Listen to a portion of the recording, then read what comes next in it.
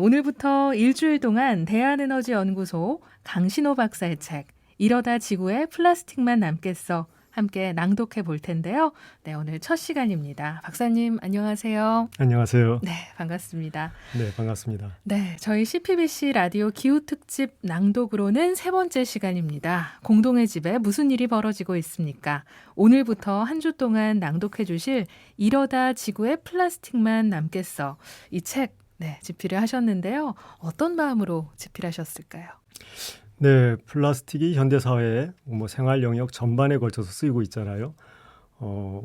사실 나온 거는 1907년도에 처음으로 상용화되는 그런 플라스틱이 개발됐다고 하지만 이게 이제 1950년대부터 생활 소비재로 만들어져서 퍼지기 시작했는데 그러면서 이거는 정말 좋은 소재야, 썩지도 않네, 또 가볍네, 가벼우면서도 튼튼하네, 이러면서 사람들이 정말 대박 나는 소재, 착한 소재 이렇게 불려주면서 쓰기 시작했는데 최근에 와서는 당황하기 시작했죠. 왜냐하면 이게 썩지 않다 보니까 자연 생태계를 오염시키고 교란시키고, 그래서 지금 이런 걸 돌아보면 우리가 정말 플라스틱을 제대로 알고 쓴 건가, 이걸 생각해야 하는 거죠. 저는 플라스틱을 어떻게 하면은 자원으로서 순환할 수 있게 할까, 이런 거를 활동을 통해서 공부를 하다가 이렇게 해서는 안 되겠구나. 우선 플라스틱이 왜 태우기 어렵고 분해가 안 되고 왜 재활용이 까다로운지를 알려야 되겠다, 이런 마음이 먼저 들었습니다. 그래서 이제 책을 쓰게 된 거죠. 네, 그렇군요. 박사님께서는 공학 분야로 박사학위를 받으셨고요. 또 환경보호를 위한 재생에너지 대한에너지연구소를 운영하고 계신데요. 구체적으로 어떤 연구하고 계신지도 궁금합니다. 예, 자랑은 못 되지만 그래도 원래는 이제 첨단 과학 기술 분야라고 하는 가스터빈, 그러니까 비행기 엔진으로도 쓰이고 또 발전소 설비로도 쓰이는 그런 분야예요. 네. 나름 자부심 갖고 또 오랫동안 종사했던 그런 이력이 있지만 어느 날 문득 이게 기후 위기를 완화시켜 줄 수 있나? 이 지구 온난화를 멈출 수 있는 그런 기술로 역할을 할 수 있나? 이런 의문이 들면서 그동안 내가 열심히 해왔던 것은 산업을 살찌우는 그런 기술이었지, 우리 생활 속에서 실천할 수 있는, 또는 생태계의 오염을 만들지 않을 수 있는 그런 기술과는 거리가 멀었구나, 이런 생각을 좀 하게 됐어요. 그래서 그렇다면 제가 갖고 있는 그런 과학 기술 그 기반 어떤 지식을 이용해서 쉬운 기술로 눈높이를 낮추고 환경에 도움이 되는, 그리고 자연 속에서 에너지를 얻을 수 있는 그런 거를 개발해보자, 그런 활동을 해보자 싶어서 연구소를 만들고 지금 활동하고 있습니다. 네. 오늘 이 책을 함께 낭독을 해 주실 텐데요. 오늘 낭독해 주실 부분에서 특별히 강조하고 싶은 이야기가 있으실까요? 네, 사실 우리가 생활을 하면서 뭔가를 만들어서 구조물로도 쓰고 생필품으로도 쓰고 하는데, 그렇게 물질과 소재를 만들어서 쓰는 거에 대한 마음가짐을 한번 짚어보고자 했습니다. 이 소재와 재료가 단지 뚝딱 해가지고 물건으로 만들어지고 그게 수명이 다하면 버려지는 걸로 끝나는 게 아니라, 이것이 원래 자연에서 왔으니까 자연으로 되돌릴 수 있어야 된다. 그러려면 우리가 물건을 만들어서 만들 때의 마음, 그리고 그거를 쓸 때의 마음을 어떻게 가져가야 할까, 이런 것을 좀 짚어본 그런 글입니다. 네, 알겠습니다. 오늘 낭독 함께 들어보겠습니다. 이러다 지구에 플라스틱만 남겠어. 제1장 어떤 플라스틱이 문제일까, 주요 부분을 저자 강신호 소장님께서 낭독해 주시겠습니다. 생활 속에서 만나는 소재들 가운데 사람들의 추억과 연결된 것들이 많다. 언뜻 생각나는 실과 나무라는 소재를 예로 들어보자. 실에는 어떤 추억을 담을 수 있을까? 누군가 뜨개질로 옷을 뜬다면 자신이 입을 수도, 또 사랑하는 이에게 선물로 줄 수도 있다.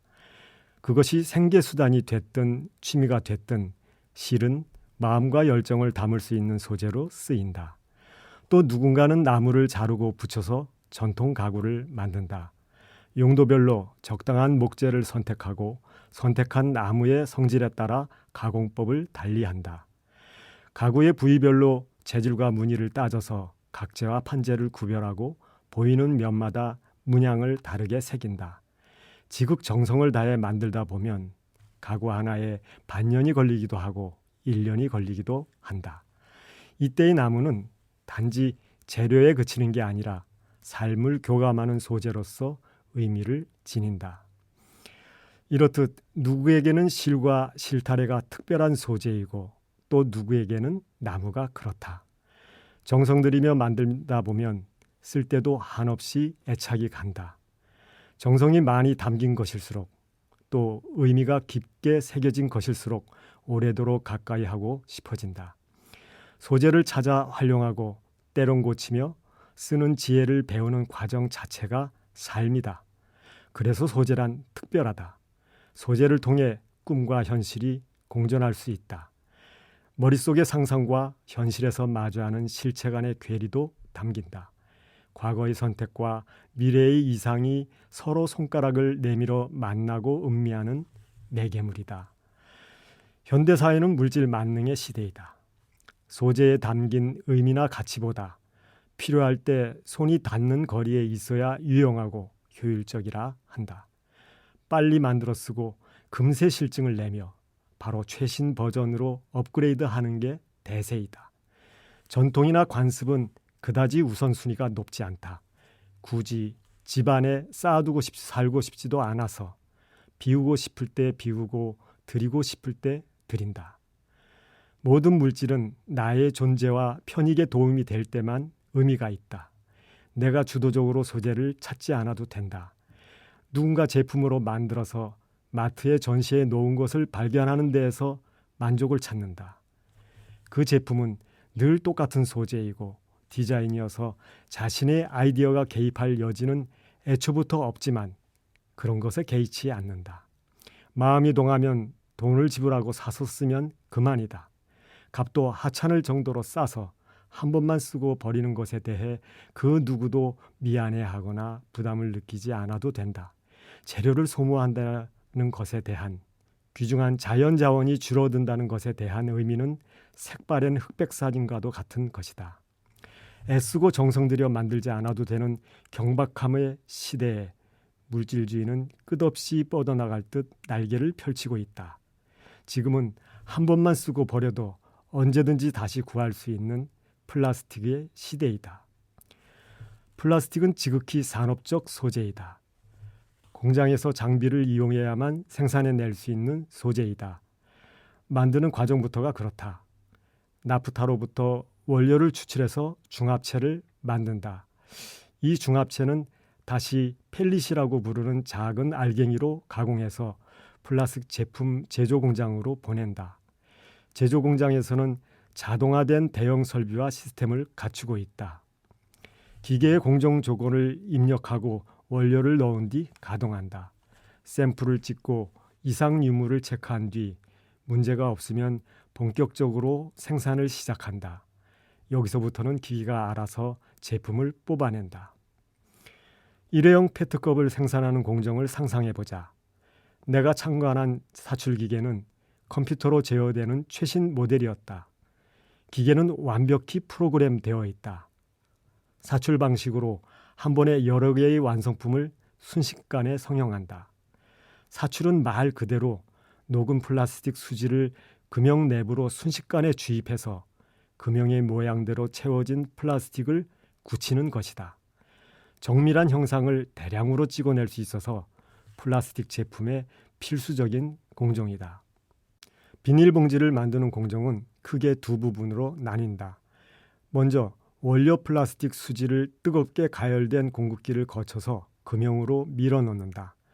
금형은 입구가 좁은 절구 같은 모양이다. 녹으면서 밀려 올라온 수지는 속이 빈 원통 모양인데 이것을 위로 잡아 올려 맨 위쪽 두 개의 롤러 사이로 통과시킨다. 금형에서 빠져나오는 동안 점점 자라 올라가던 원기둥 속에 공기가 채워지면서 풍선처럼 점점 더 크게 부풀려진다. 이렇게 부푼 원기둥의 지름을 일정하게 유지해 주면 필름의 두께가 결정된다. 원기둥의 꼭대기에는 돌아가는 두 개의 롤러가 풍선의 끝을 합쳐주고 다음 롤러들로 보낸다. 롤러들을 지나는 동안 팽팽하게 유지되던 얇은 이중 필름은 마지막 롤러에 감긴다. 이렇게 감기고 나면 이중 필름 원단이 된다. 이 원단은 봉투를 만드는 공정으로 보내진다. 봉투를 만드는 기계의 시작은 바로 이 원단 롤이다. 여러 단계의 롤러를 거치면서 팽팽하게 풀리던 원단 비닐 필름은 마지막 단계에서 열선과 칼날이 달린 프레스가 일정한 간격으로 찍어준다. 그러면 이중 필름의 한쪽이 봉인되면서 잘린 형태의 봉투가 재단된다. 이제 봉투들이 일정 수량으로 모이면 작업자가 묶음 처리할 수 있다. 봉투 한 장이 만들어지는 시간은 얼마나 걸릴까? 기계의 자동화 정도에 따라 다르겠지만 재래식 기계는 초당 2장, 최신 기계는 초당 3장에서 6장을 찍어낸다. 이렇게 기계로 찍어낸 비닐봉지는 만들어질 때 걸렸던 시간만큼이나 짧은 시간 쓰였다가 버려진다. 물건의 수명은 만들어질 때 걸리는 시간에 비례하기라도 하는 것 같다. 만드는 과정이 길수록 오래 쓰고 짧을수록 쉽게 버려진다. 이렇게 쉽게 버려지는 일회용 플라스틱들이 문제의 근원이 되고 있다. 바다에 떠다니는 플라스틱 오염물질은 80%가 도시에서 배출된 쓰레기들이 떠내려와 모인 것이다. 대부분 포장재와 식품용기, 일회용품, 비닐봉지들이다. 나머지 20%는 선박에서 버린 쓰레기이거나 어업도구들이다. 비닐봉지와 포장재, 일회용품은 쉽게 만들고 단시간에 버려져 바다를 오염시킬 뿐만 아니라 귀중한 천연자원을 소모하는 결과를 초래한다. 저절로 분해되지 않는 쓰레기로의 여정이 얼마나 길지, 그 여정 중간에 회복할 수 없는 피해를 남기지는 않을지 아무도 모른다. 우리의 지구를 위한 기도. 전능하신 하느님, 하느님께서는 온 세계에 계시며 가장 작은 피조물 안에 계시나이다. 하느님께서 존재하는 모든 것을 온유로 감싸 안으시며 저희에게 사랑의 힘을 부어주시어 저희가 생명과 아름다움을 보살피게 하소서. 또한 저희가 평화로 넘쳐 한 형제자매로 살아가며 그 누구에게도 해를 끼치지 않게 하소서. 오 가난한 이들의 하느님, 저희를 도와주시어 저희가 하느님 보시기에 참으로 소중한 이들, 이 지구에 버림받고 잊힌 이들을 구하게 하소서. 저희 삶을 치유해 주시어 저희가 이 세상을 훼손하지 않고 보호하게 하시며 오염과 파괴가 아닌 아름다움의 씨앗을 뿌리게 하소서. 가난한 이들과 지구를 희생시키면서 이득만을 추구하는 이들의 마음을 움직여 주소서. 저희가 하느님의 영원한 빛으로 나아가는 여정에서 모든 것의 가치를 발견하고 경외로 가득 차 바라보며 모든 피조물과 깊은 일치를 이루고 있음을 깨닫도록 저희를 가르쳐 주소서. 하느님, 날마다 저희와 함께 해주시니 감사하나이다. 비오니 정의와 사랑과 평화를 위한 투쟁에서 저희에게 힘을 주소서.